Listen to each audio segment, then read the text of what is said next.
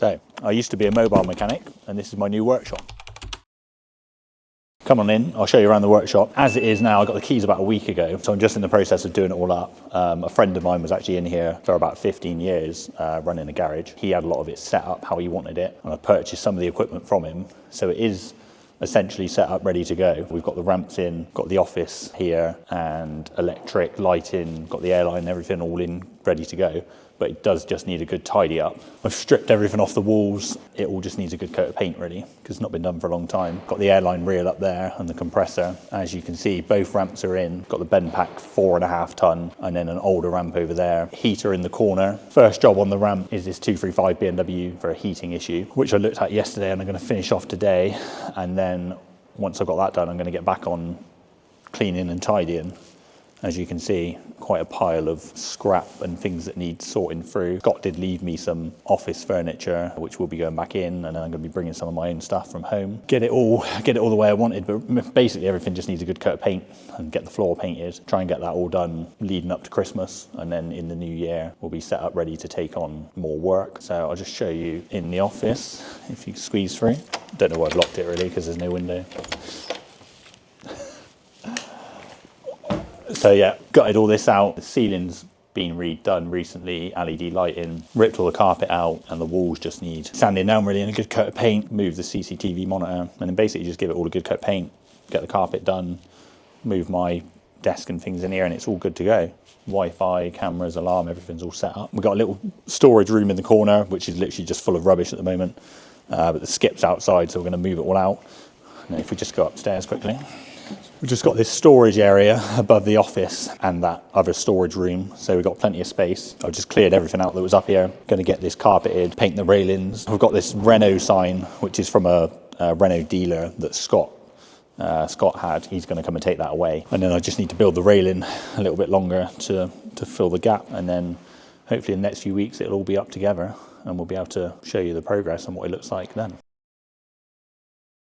So a couple of weeks later, just going to take you around the workshop and show you what we've done. It's not finished, but we've made a lot of progress. So all of the walls have been painted all the way around. The office has been painted. Got the flooring down on the first bay, which we're going to extend as time goes on. I've really concentrated on getting this one bay up together, which is where I'm going to be doing the majority of my work and getting that set up exactly how I need it to be.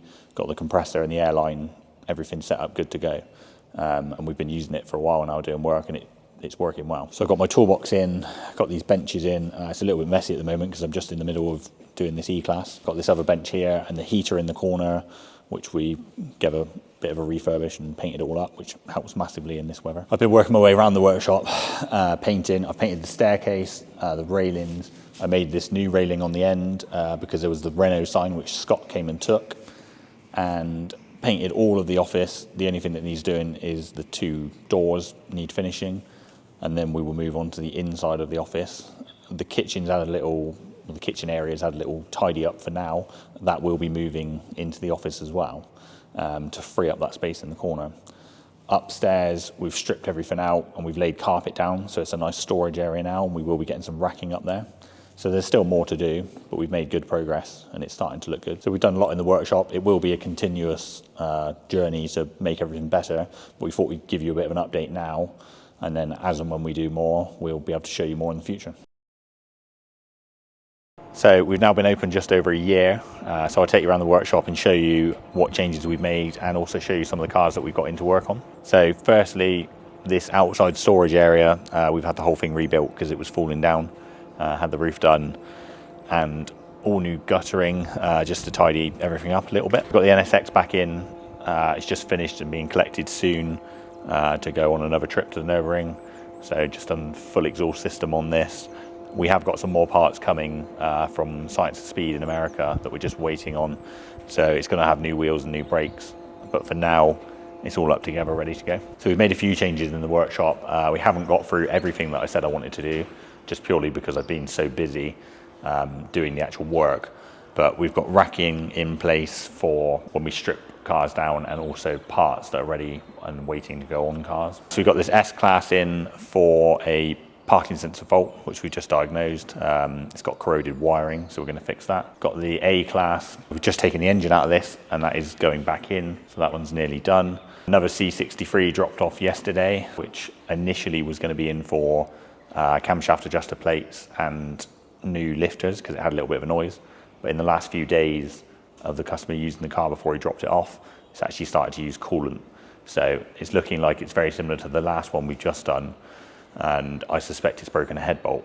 So the customer's keen for everything to be done in one go, all up together. So we're going to pull the engine, strip it down, and yeah, looking like we're going to be doing head gaskets, rebuilding the heads, and cam adjuster plates, lifters, and anything else that we find whilst we're in there.